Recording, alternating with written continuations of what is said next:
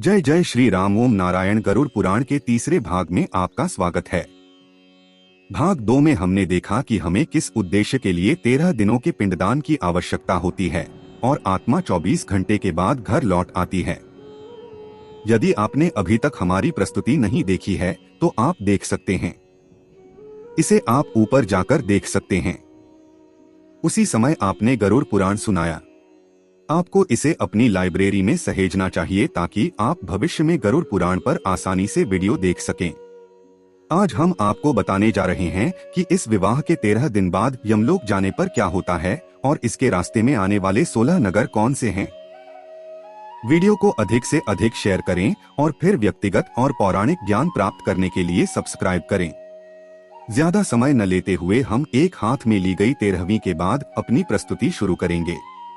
शरीर धारण करने के बाद पीड़ा से पीड़ित आत्मा को यकृत के माध्यम से प्राण या यमदूत मार्ग पर ले जाया जाता है।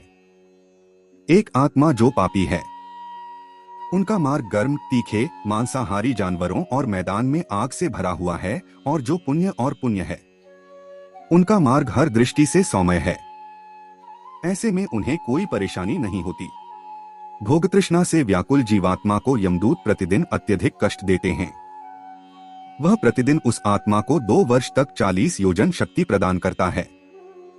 यमदूत के शोक में बंधी वह आत्मा दिन रात चलकर यमलोक पहुंचती है। वह जीव उस महान पथ पर आने वाले इन प्रसिद्ध धनगरों का पुण्य भोग कर यमलोक को जाता है। इस प्रकार क्रम से आने वाले पत्थरों को सौम्य वर्ण का नहीं बल्कि भगवान गंधर्व ने एकत्रित करना शुरू कर दिया। सच में अजीबोगरीब डरावना विवाद उजागर। भगवान रामचंद्र पवार को नागपुर में स्वप्न में श्रद्धा हुई थी। 13वें दिन यमदूत शव को इसी प्रकार बांध कर ले जाते हैं जैसे कोई आदमी बंदर को बांधता है। उस रास्ते पर चलते समय लाश हमेशा झूठी दया से कराहती रहती है और कहती है कि मैंने ऐसा क्या किया है जो मुझे इस तरह कष्ट सहना पड़ रहा है। वह आगे कहते हैं कि यह मानव शरीर कैसे प्राप्त होता है, मैंने इसे व्यर्थ ही खोया है। पशु को यह मनुष्य जन्म बड़ी कठिनाई से प्राप्त होता है। जब यमदूत उसे बहुत कष्ट देते हैं तो वह बार बार अपने पिछले शरीर द्वारा किए गए कर्मों को याद करता है और कहता है कि सुख और दुख देने वाला दूसरा कोई नहीं है। जो लोग दूसरों को सुख और दुख देने वाला मानते हैं वे अज्ञानी हैं। आत्मा को सदैव पूर्व कर्मों का फल भोगना पड़ता है। मैंने दान नहीं दिया, यज्ञ अग्नि में नहीं किया जाता था, मैंने हिमालय की किसी गुफा में ध्यान नहीं किया, उन्होंने गंगा का पवित्र जल नहीं पिया, मैंने जो भी किया मैं इसके फल का आनंद ले रहा हूँ। इसी प्रकार जब किसी स्त्री को इस महान पथ पर लाया जाता है तो वह विलाप करती है कि मैंने कभी अपने पति के साथ रहकर उन्हें प्रसन्न नहीं किया और न ही उनकी मृत्यु के बाद कुड़कुड़ाई। जो मैंने नहीं किया मुझे उसका हश्र भुगतना होगा। कम से कम चंद्रमा के रक्त से तुमने मासिक धर्म के नियम से इस शरीर को शुद्ध नहीं किया है। एक महिला का शरीर कई दर्दों का पात्र होता है। पिछले बुरे कर्मों के अनुसार मुझे यह मिला और यह बर्बाद हो गया। इस प्रकार film blood and loud mooring के माध्यम से आत्मा को 17 दिनों तक तलवार से बेरहमी से घसीटा जाता है। अब हम आपको उन घरों के बारे में बता रहे हैं जो इन लोगों के रास्ते में आते हैं। 18वें दिन की रात्रि समाप्त होने पर वह सबसे पहले संभाजीनगर पहुंचते हैं। उस रमणीय शहर में भूतों का एक बड़ा समुदाय रहता है। यहाँ पुष्पभद्रा नदी और एक बरगद का पेड़ है जो बहुत सुंदर दिखता है। यमदूत वहां पहुंचते हैं और शव को आराम करने का समय देते हैं, जहां घायल प्रेमी, उसकी पत्नी, पुत्र आदि रिश्तेदारों से मिलने वाली खुशी में शामिल होते हैं। प्यास और गंदगी से व्याकुल मुर्दा, स्त्री पुत्र, घर, नौकर चाकर, मित्र और सब कुछ छोड़कर यात्रा के भोग और प्यास के बारे में सोच रहा है। उस नगर में भूख से पीड़ित शरीर को देखकर यमदूत कहते हैं, वह कहाँ है, पैसे कहाँ हैं? उत्तर है कहीं कहीं घर, और कहाँ वह इस प्रकार कष्ट भोग रहा है। अब अपने कर्मों से अर्जित पाप अनंत काल तक भोग और इस राजमार्ग पर यमदूतों के धन की बात कहकर यमदूत उसे और अधिक पीड़ा देते हैं। उसके बाद पत्रिका जिस लाश के साथ बंद होती है उसकी जानकारी उद्योग जगत के सूत्रों ने दी है। इसके बाद वे सोलापुर के लिए रवाना हो गए।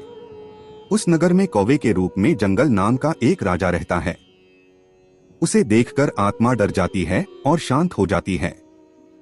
उस नगर में राधा का दिया हुआ अन्नजल ग्रहण कर दो नहीं बल्कि बबन नाम का एक सुंदर नागरिक आगे बढ़ने लगता है। उस सुंदर राजमार्ग पर चलते समय वह विशाल एवं भयानक जंगल को देखकर जोर जोर से रोने लगता है। वह बार बार रोता है और 2 महीने बाद उस शहर पहुंचता है। यहाँ वह अपने भाई बहन द्वारा दिया गया खाना पानी खाता पीता है। तब यमदूत उसे पाश में बांध देते हैं। उसे दर्द दो और फिर से आगे बढ़ाओ। तीसरे महीने में यह गंभीर हो जाता है। तीसरे महीने में यहाँ दिए गए श्राद्ध का भोजन खाकर वह चौथे महीने में श्रीराम नामक नगर में पहुंचता है। यहाँ शव पर पत्थर बरसाए जाते हैं। वहाँ चौथे महीने में श्राद्ध तर्पण से प्रसन्न होकर वह मुक्त हो जाता है। इसके बाद 5वें महीने में वह सभी शहरों में जाता है। हम लोग उस नगर में उन पुत्रों द्वारा दिया हुआ 5वें महीने का श्राद्ध खाते हैं। फिर 6ठे महीने में प्रेरित रूपांतर नामक नगर को जाता है। यह उस नगर में 6ठे महीने में पुत्रों द्वारा किया गया श्राद्ध करने से प्राप्त होता है। लेकिन आधे क्षण आराम करने के बाद उसका हृदय फिर दर्द से धड़कने लगता है।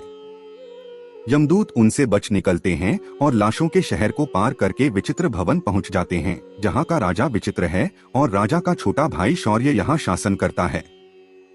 यमदूत ने जब उन्हें व्याकुल किया तो वह विचित्र रूप वाला वह शव हम विश्वास खाते हैं। मित्रों, हम अपनी पिछली प्रस्तुति को यहीं समाप्त कर रहे हैं। इसके बारे में आगे की जानकारी हम आपको गर्भावस्था के चौथे भाग में बताएंगे।